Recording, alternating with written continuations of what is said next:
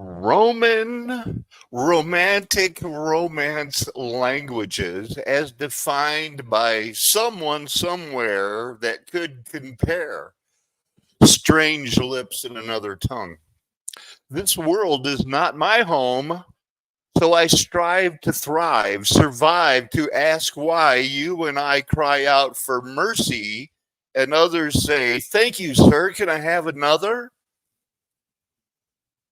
Taking one for the team means a bullet to the head, and your family sent the bill for the bullet.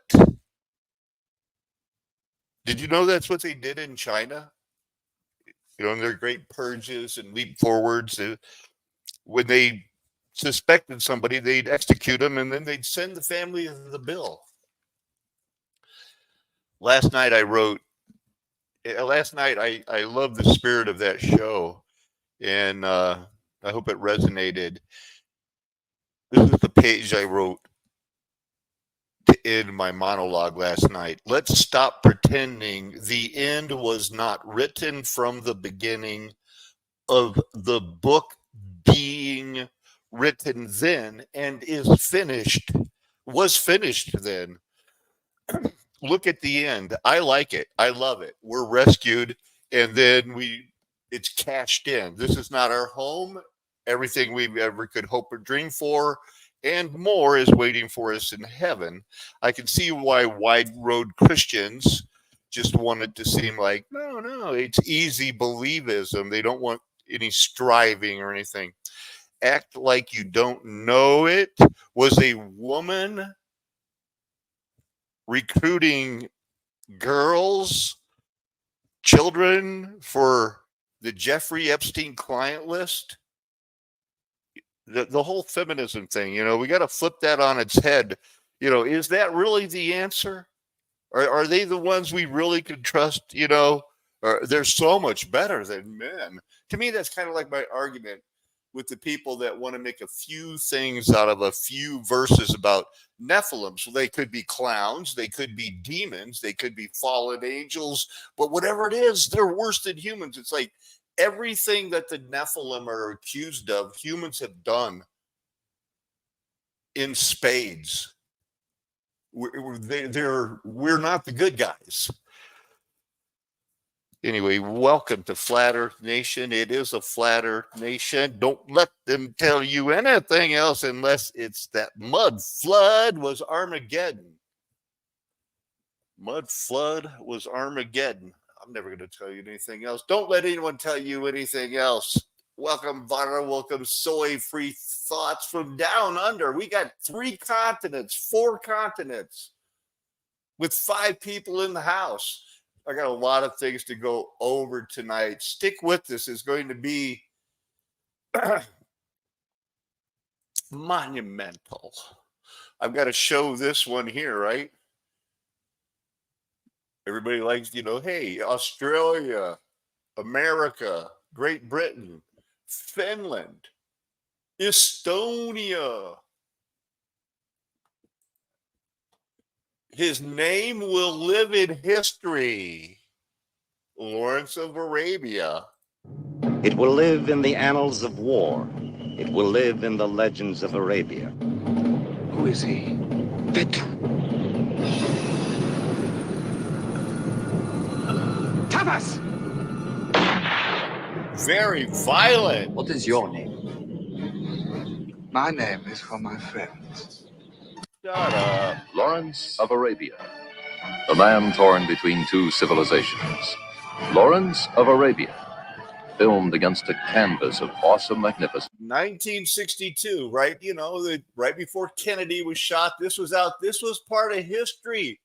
Do anything, lie to their faces, have them, give them enough weapons to fight other Arabs and the Germans, and then get stabbed in the back and then make movies about it, saying, like, man, nobody could lie like Lawrence of Arabia. He had them believing that he loved them. He was a very great man. He was a poet, a scholar, and a mighty warrior. He was also the most shameless exhibitionist since Barnum and Bailey. What, in your opinion, do these people hope to gain from this war? And here we go. What's he leaning on here? It's 1914, 1915. They drove across the desert to found Israel with, before the Model T, a fleet of Rolls-Royce armored cars, mounted cannons, ready to go over the desert. I'm telling you, this was hidden history, and it was all bought and paid for way before Zionism was planned, before T.E. Lawrence was born. That's a Rolls-Royce, everybody, with some Vickers guns on it. They hope to gain their freedom. There's one born every minute. They're going to get it, Mr. Bentley. I'm going to give it to them. He rewrites the story to where he really believed that, that he wasn't lying to them and that somehow they'd be better off. It didn't work out too well for them. Oh, but from 6 years ago, anyway, free using here. Should I read it? We are proud of the role that we played in the creation of the State of Israel, and we will certainly mark the centenary with the pride. Balfour Declaration. But what exactly happened on November 2nd, 1917? And what was the Balfour Declaration all about? These 68 words were a historic promise given to the early Zionist movement by the... Sir Arthur Balfour. Was he like the governor, the president, or the king's right-hand man? British government for the establishment in Palestine of a national home for the Jewish people. Sir Arthur Balfour, then Foreign Secretary of Britain, wrote in a public letter to a famous British Zionist, Lord Walter Rothschild. Wait. So he's writing to the Rothschild, who's not in the government. They're making the deal. Now, again, catch, who is Arthur Balfour? Foreign Secretary of Britain, wrote in a public letter to a famous British Zionist, Lord Walter Rothschild, which read, His Majesty's government views with favour the establishment in Palestine of a national home for the Jewish people, and will use their best endeavours to facilitate the achievement of this object. Spoiler alert. What is their best endeavors? Well, lie to them, make treaties and promises, and then stab them in the back and finish them off with smallpox. That's standard operating procedure for these crackers. And I'm saying that in jest. I'm not being racist about it. Otherwise, by Jews in any other country. This was just what the Zionists were looking for, as outlined in the first Zionist Congress during its meeting in Basel, Switzerland. Wow, 1897. But I think we're going to find out it goes back much further. Hey, he looks so modern. It's like looking in a mirror. Summed it up best when he said, one nation solemnly promised to another nation the country of a third. What were they? What's the problem? It's these guys. If you're wearing a top hat, you can promise one country to another country, even if it's not your country. You've got top hats. Top hats. The crown had decided Palestine's for the Jews, thus ensuring a perpetually divided Middle East. I don't think that. You think that's what they wanted, a perpetually divided Middle East? Well, they got it. Do we recognize anybody in this picture? But it's not 100% certain that this was the initial goal of the British government. The results have brought devastating consequences to the Middle East. It paved the way for the longest military occupation in recent history and destabilized and I'm telling you, and you know what I think, there is only our recent history and the lies they tell about it to cover up our super racist, genocidal apartheid. Ever since Satan has been loose, white people have been out of control. It's no wonder that the other billions of people hate us. We've got to change. We can't expect them to keep making our cell phones and to be happy to get their dollar a day. It's not fair. My lunch break, he's got it all figured out, and to them this is brand new. You know, he's done 80 shows. I had another channel with almost 6,000 videos taken down.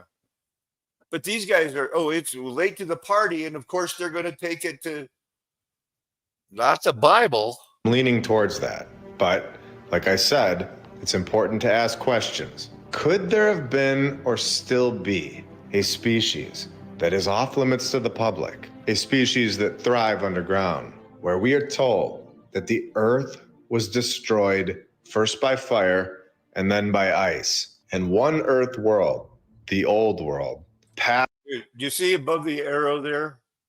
One line. When the ant people rescued the Native Americans. So, you know, he's honestly going there. Could there be ant people? It's not that these catacombs were built by people that were listening to Jesus that said, flee to the mountains, they're going to melt, and the safest place is to be inside a mountain. But no. We got to go to the Navajo, the Arapaho, so I can say aho. For humans again. This is quite a famous phenomenon. There are huge cities. They look like... Right. And so it's not like when this was brought out, it wasn't discussed between Doug and I and a few others that there's going to be a lot of denominations and a lot of people are going to use this information for their own, but the truth has to come out, and it did. And well, the Bible's true, and they've been planning this whole Zionist cover up that the MAGA people, you know, Israel can't do anything wrong to a lot of MAGA people. You know, look at, there's Stalin. What's wrong about this picture? Well, usually for all the years right before this, that wouldn't be Mao Zedong. That would be Chiang Kai-shek, the big four. FDR, Winston Churchill, Chiang Kai-shek, and Joe Steele. Did you know that Stalin, that means steel in the Despotania, in Russian. So his name basically is a stage name, Joe Steele. Sure. General Joseph Stalin. The terms of the treaty, however, would be tilted against China's favor. This plants the seeds of mistrust. Okay, so even they had to, you know, and this is in the 60s. So they've been ruling their countries for 20 years. And China's been held down. But and they know it, and they're ready to fight back. Mao condemns Khrushchev for what he terms cowardice in the Caribbean. Khrushchev retaliates by severing all ties with China. Yeah, well, they're friends again. Now they're friends again. I want to look at the pictures.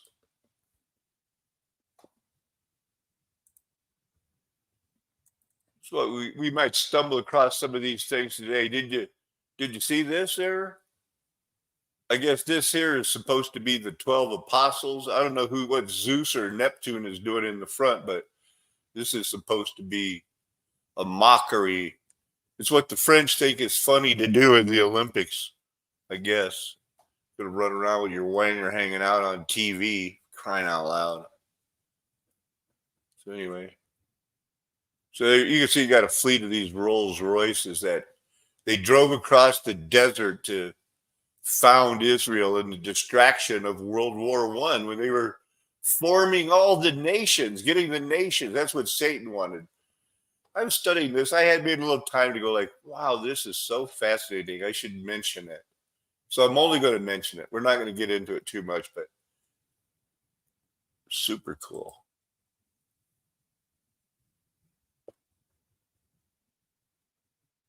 So that's Antarctica. That's the top of the flat Earth, top of the globe. That's what they say. So they got it all figured out, you know, in between these distances, 10,000 times the golden meme. Yeah, they got it all figured out. Rolls-Royce, a used Rolls-Royce is $332,000. Railroad workers who saw it as a threat to their security of employment, they destroyed it. So I guess the Luddites were destroying electric trains, direct drive reluctance motors. That's an electric train.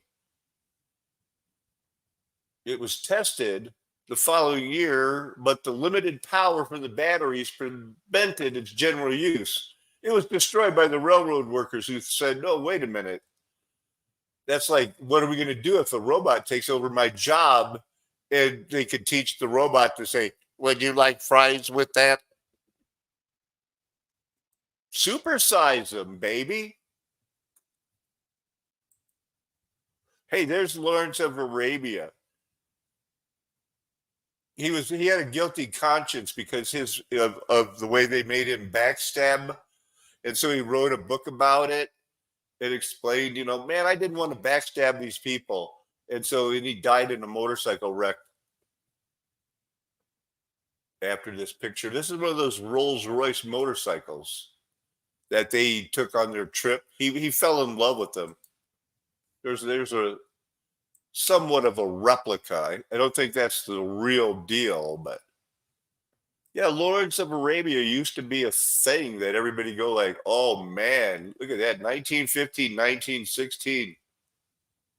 While this Gallipoli was going on, they were in Africa with the Rolls-Royce armored car that was a mystery. For a while, everybody's going like, why don't you tell us about the car?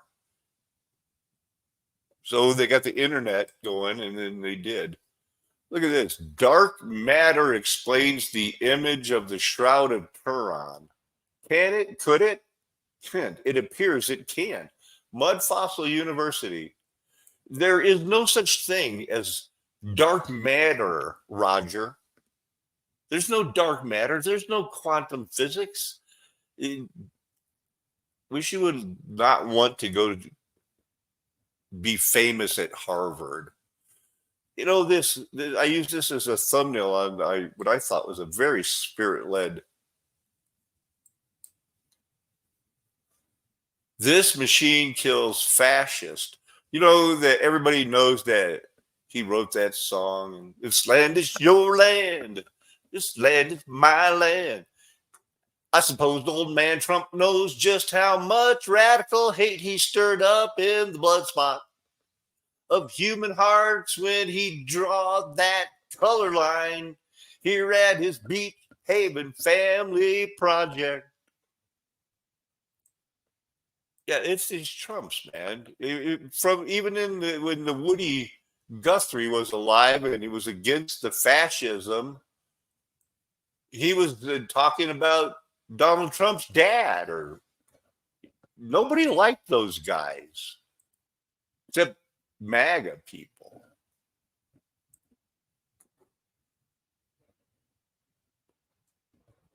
It's not easy being a shorty. قرنين وأكثر والحركة الصهيونية المسيحية غير اليهودية ابتدأت قبل الصهاينة اليهود بالادعاء أنه فلسطين لا يوجد فيها أحد، شراذم بدو، شراذم فلاحين، لا يوجد شعب ولا يوجد حضارة، لا يوجد زراعة، والإزاء والأخبار أنه لا يوجد شيء في فلسطين يستحق الذكر. هذا سبق حتى مولد هرزل هذا الكلام. In December 1947, the British announced that their mandate for Palestine would end 5 months later. This led to increased violence by armed Zionist Jewish groups. On the 14th... It does, if it doesn't seem like I'm kind of picking on the Zionists, maybe.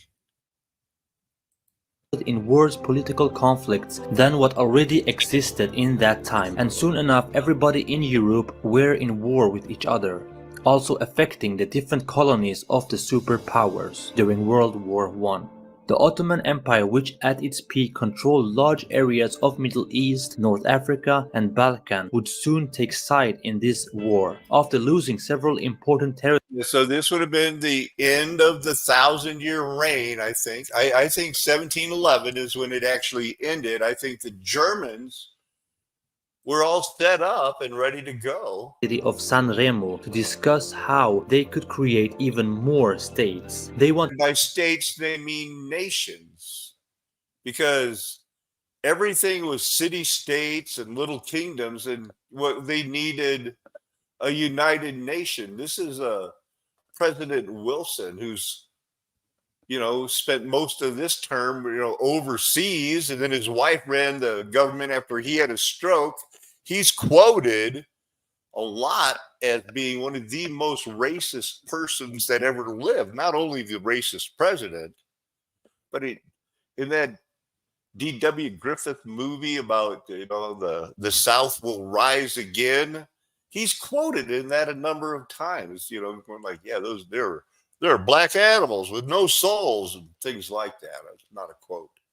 Wanted to share the different territories from the Ottoman Empire between themselves. However, in Syria the Arabs had started their own uprising and refused to be part of the French ruled by Faisal bin Hussein. So the French, everybody's in on it.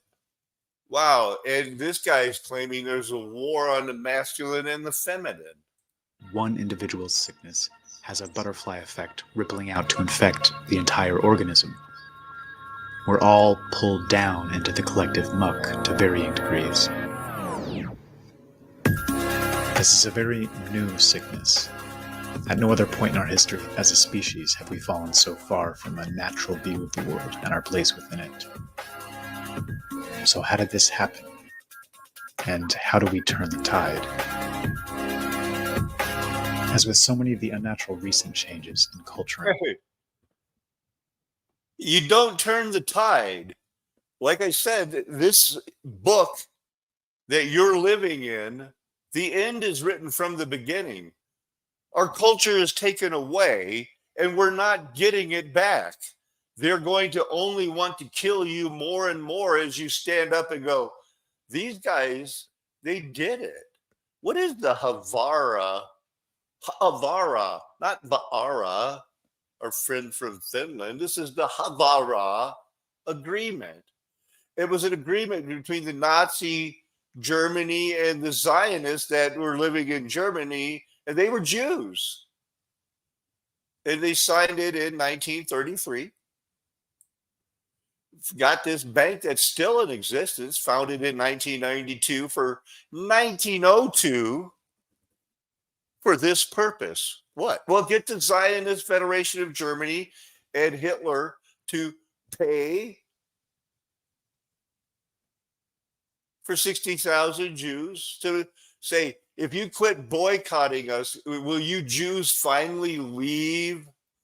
And we're going to, you can go to that country that the English planned for you in World War I. What is the background here? Within the Nazi movement, a variety, increasingly radical solutions to the Jewish question were proposed. Well, one of them was, let's buy them out and send them to that Palestine place, because they're boycotting and, they're just being a big hassle. Super big hassle, man, dealing with these people. So the Reich Economic Ministry said, let's do it. Like, I think they even got I think if you searched that, then go to the images, they even have coins celebrating it. Usually they want you to be like, celebrate, celebrate.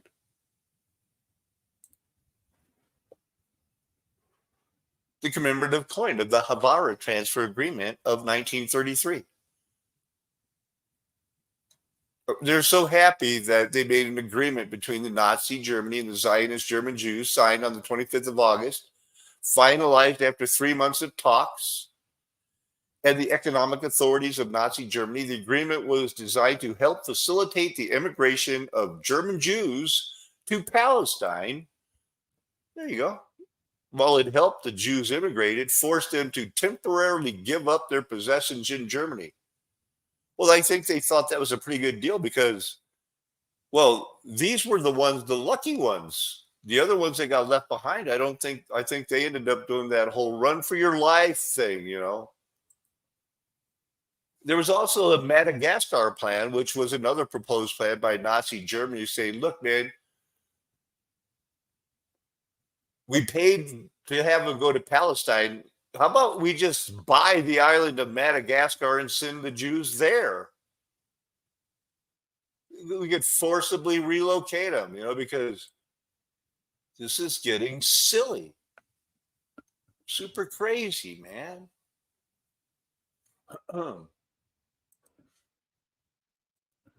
What are we going to talk about? Lawrence of Arabia, the 1927 Crimean earthquakes, I suppose it was really bad. Submarine earthquake. Oh, it happened on September 11th. I probably can't get that out of my mind again. But this was a big deal. It was right by that Yalta where they did that whole, they planned the Bretton Woods thing. See what else we got. September 11th, Battle of the Teutoburg Forest. Is that a big deal? These all happened on September 11th. Stirling Bridge. I've heard of William Wallace. Teutonic Knights. So some of these are things that happen. Did I just see the winged hussars? I'm going to show you those guys. They kind of look like the American natives, you know, when they had their feathers flying behind them. First race at the mile, World War I, something. Forced Russification of Finland, September 11th. It's September 11th, a big deal. Hurricane Edna, Hurricane Carla. Well, we know 2001 and 2011, you know, the anniversary, they had the Benghazi U.S. Embassy. Not much of a link there about the attack, is it? The Polish Hussars. So, yeah, these guys, they would scare people when they rushed into battle with these feathers flying over their head. Scary. It's pretty an elaborate sword, right? I mean, once again, it's that golden age stuff. I think they rode horses not because they couldn't figure out internal combustion. It's that to them, it was a dirty, not good thing. You know? So they like to ride mules and horses because it's, you know, I think they were, you know, they were kind of like that.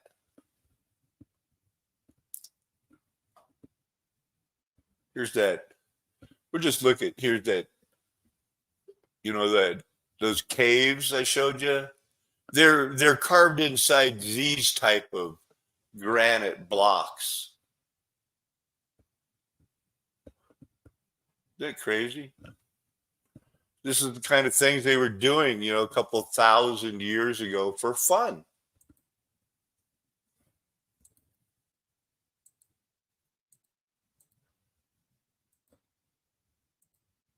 Well, you saw the pictures. These are, and the math of these things,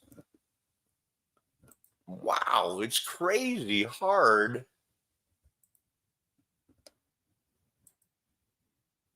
How do we know they're telling us the truth about what we're reading?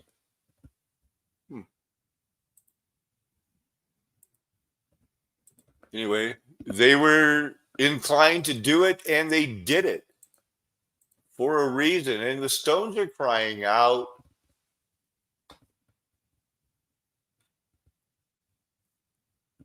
That's yesterday's. Lucky Luciano, the mob, that's yesterday. So look how fast we're going. Yesterday. T.E. Lawrence, also known as Lawrence of Arabia, is a well-known figure in history due to his role in the Arab Revolt during World War I with those Rolls-Royce armored cars. Born in 1888, moved to Oxford when he was young. Basically, middle-class upbringing, and studied the seven, he wrote books later, died on a motorcycle crash.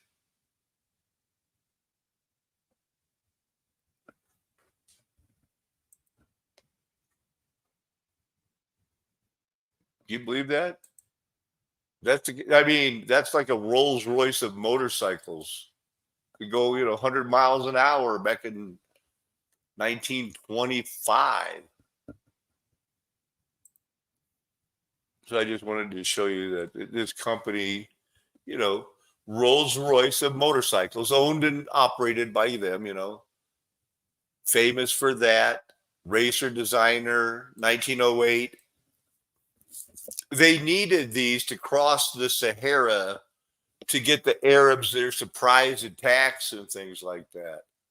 So the idea I'm looking for you to connect with is how long, they were preparing, getting the companies to make money off of what they were going to do anyway. And the history of hybrid electrics. I showed you that one picture. The land speed record until around 1900 was an electric vehicle, and it was over 100 miles an hour, I believe. And the Stanley steamers, they could go over 100. I don't know. I kind of was looking for, dates and things like that. 1880, 1881. It says here's storing electricity, 1859, 1834, about the similar contraption. That's an interesting word, isn't it? So, really, what do we know? They were looking for something besides burning oil. Steam power and electricity was the way to go, but Standard Oil and the people that did the world wars wanted to sell oil, and they still do. And you love it. I love it. The American people love it. We can't get enough of it. Look at that one. That's a battery. So is that. Ditto, battery.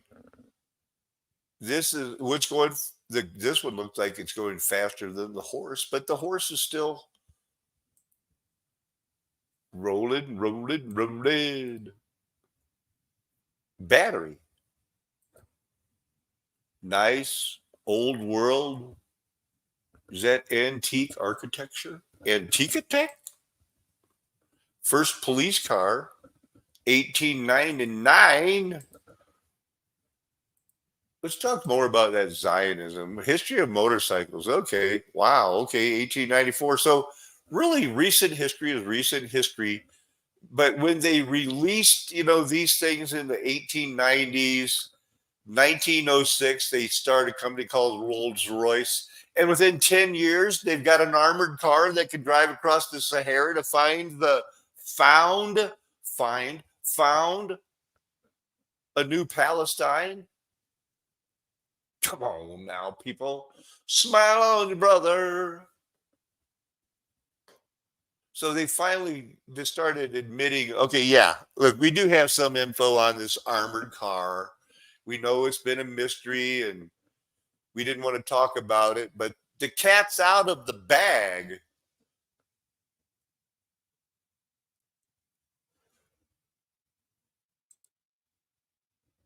There it is. The Rolls-Royce armored car, British armored car, developed in 1914. Well, wow. And I made that reference to the Model T, the Model A.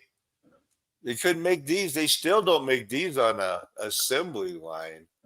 These things are expensive. And that's what I noticed. It's like, wait a minute, the same companies, they did the Vickers machine gun. This thing, this killed more than any other weapon, I think, in World War One. And they basically used it until the 1960s, until they just made some new improvements on it.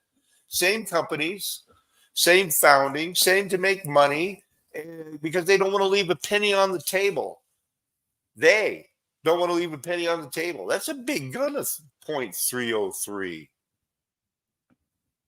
The 223 is what the M16 uses.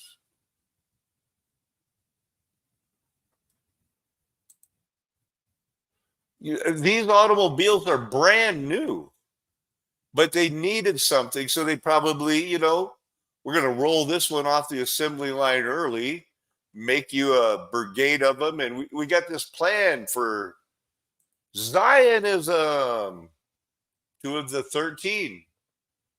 And that's the Irish Civil War. That was an important one. They're still fighting that to the day. To the day. They planned all of this. Now they finally discovered this is that 2017 again, finally discovered the identity of Lawrence of Arabia's Rolls Royce. Why were they keeping it a secret? I guess they keep secrets about these guys that try to assassinate presidents too, because it seems like they just don't want to tell the truth about anything. So then they had Dragonfly, Silver Dawn, White Knave. The car was delivered in 1909. So one of the first things, ready to go drive across the desert.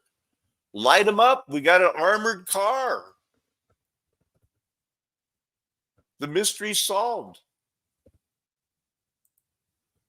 That's good. Now, when you look up Rolls-Royce, and this is their page of, okay, well, where it doesn't say armored cars. I looked for so many different ways to find it, but they didn't have it. Luxury cars, that's, they want above average comfort. It's not enough just to have a comfortable car. They, social status says, my car is so much better than your car. And I can afford it and you can't.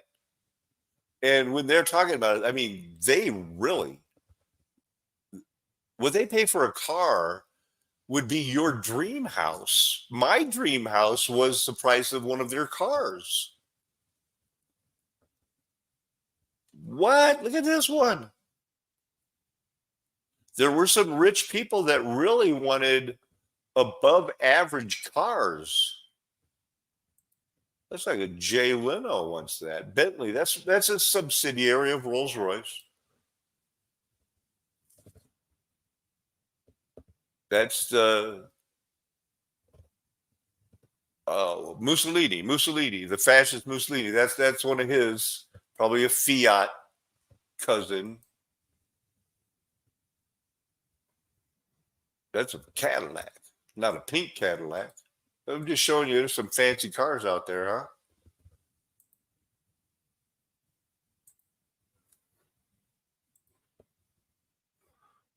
So anyway, this building was their first building, 1906. They decided, let's start making some luxury cars, and later we'll make the aero engines, in Manchester. Charles Rolls and Henry Royce. Now their name is synonymous with kick ass. jet engines, First World War made them rich. Boy, they founded it right in time. This isn't even the money they made off the machine guns that they sold in 1980 because they made a ton off it anyway. Where would they be? Only Coca-Cola is more widely known than Rolls-Royce. They planned it. From the war to the original Silver Ghost chassis on a new semi Rodebe open tour body by Baker. Now, that's just a lot. Wow. That'll fly a plane even today. Enough with the Rolls Royce. Okay, really? You want to get into this? Those are not wings. It's not an angel. That's a girl. It's fabric. It's fabric flowing. The wind is blowing it back. This is supposed to be a very famous ecstasy, spirit of ecstasy. We got a whole Wikipedia page about it. Look at there it is, right there. Eleanor posing next to a silver ghost, 1911. On the hood, you see the spirit of ecstasy. Silver shadow. Let's get that side view. I always thought it was wings, but then they told me, nope, it's her dress fabric or something. That's supposed to be, that doesn't look like ecstasy to me. Like I'm an expert on what ecstasy looks like. Anyway, it's famous because it's Rolls-Royce. You know what else is famous? The engineering company that from 1828 to 1999 made casting church bells. When they needed church bells, they had a company to do it. When they needed to go like, okay, let's kick it up a notch and start making machine guns. Well, in 1911, they said, let's do it. Let's get in there. Let's put them on airplanes and let's put them in submarines. Let's just put the Vickers machine gun everywhere. Wow. And you got to do it. And I mean, looks like as long as it provides jobs, and we're making machine guns because we got, who would want to go to war against a machine gun? It's a weapon of peace.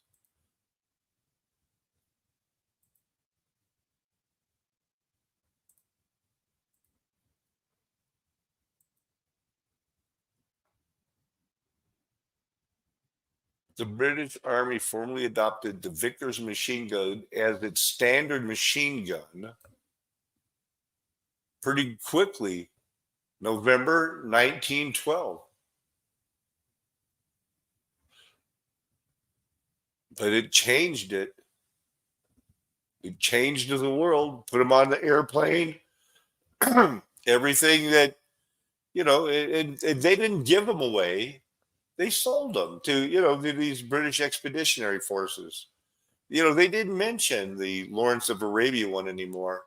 It's not that popular. So I just looked at some of the other ones, and it's just your basic World War I, First Army, Second Army, Kirchner's Army, Fifth Reserve, Battle of the Frontiers. Okay. Race to the Sea, Trench Warfare. Recent history. India. They forced India. We own you, so you're being drafted now. Kind of like people are going to be drafted for NATO pretty soon from the rumor mill. Not like I'm spreading the rumor mill, but kind of. Church bells by the Vickers company, huh? Well, just church bells in general became a thing, huh? Call to prayer. People like bells. Old Testament like bells. Sometimes people overdo it, right? Look at this. Full circle bells. Exorcism of demons. The ringing of church bells is traditionally believed to drive out demons and unclean spirits. Wow. Okay. It's that easy? You don't need to do prayer and fasting for some of them? Rolls-Royce made submarines? No, not like that. Submarines. Rolls-Royce Submarines is a subsidiary, operates 3 sites licensed to handle nuclear material. That's what a submarine is. The manufacturing site was licensed in 1960, pretty close to 1958, deals with processing of uranium fuel and fabrication of Rolls-Royce PWR nuclear reactor cores. Okay. For the Navy submarine. So they're helping make the engines that drive the submarines. I guess you could call it a Rolls-Royce submarine. Nuclear submarine. I guess they're expensive too. You can practically charge anything you want. Here's that building again. First, kind of looks like an old world building there. Is that Art Deco? You know, there's a building underneath it, right? Probably down here too. Probably everywhere you look in this street. They say everywhere. There's just break through it. You're going to find tunnels, bathhouse during Kiryu. This was, I just thought, Lily Hall. I'll look it up. It lasted until 1968. Arranged, Bill Frost, he must be a famous Rolls-Royce person, arranged the closing ceremony because this is where one of their first, I'll show you, outside its famous doors. It's unclear, though later, when it was demolished. But by the time of 2018, it was clearly long since gone. But they do know that something was there in 1968. Should it be that hard? You're talking about a Rolls-Royce, and this is a former ice rink used as the very first Rolls-Royce showroom. Want to buy a Rolls-Royce? Go to the old ice rink. And then when it closed down in 1968, it was a big deal. And then they don't know what happened to it or when or what. But remember, this was 1906. These gas-operated engines were brand new because these were not electric. These were not steam, the ones that went across the desert. Got one Bible verse here. Who's the topmost? Who's the God most high? When we look at, a verse like this, just to refresh your memory with, that there is, we know now, I guess there was Jesus incarnated as an Elohim. There were other Elohims. That's why he's the begotten. But the spirit that David and Solomon said, we're going to build you this temple, but we understand there's no temple we could build big enough for you, because he is that spirit that might even be the ether in the water and everywhere all the time, knowing nothing but complete power and understanding. This is El Elyon. He is the God Most High, the God Most High. He was the priest of the God Most High. That's who Melchizedek was. And that's who El Elyon is. He's that spirit God. We have an incarnate God, and we have a whole religion of, fake Jews. There can be no other way of saying it if you believe the Bible like I do. And it says that, let his blood be upon us and our children. Because Jesus came with the winnowing fork in his hand to judge Israel. because they had broke covenant, and he came with the winnowing fork in his hand. He's going to do it all. Oh, that he wished the fire was already kindled, he said. This book is in from the beginning. We're at a point right now where we were lost sinners and deserved hell, but our hearts were changed, and now we love God, and we're going to work for him the rest of our life, not to be saved, but because he wants us to be working for him, practicing righteousness the rest of our lives. We have to be careful how we teach this Havara agreement and everything else. It's a landmine out there, and it's only going to get worse. It's not going to make America great. Thank you all for being here. Appreciate it so much. Want to remind you what I wish I couldn't read and talk at the same time. This was very distracting to me. A Matchbox thing would be worth $5,000. Oh my goodness. That's, look on eBay. These people, anything old is new. I've said it before. Why are some old Levi's from the 1950s, they say before 1958, going for $2,000? Well, they're that rare because that was a different world, people. And this is a flat earth nation. And its golden age is past because the mud flood was Armageddon. Me and my friends, we're never going to tell you anything else. Why would we? We were called, chosen, trying to be faithful and proving that we have your best interest at heart. Amen. Hallelujah. Aho. Aloha. Arrivederci. Ciao. Sayonara. Avida Zeta. Nakamega. Bye. Adios, amigos.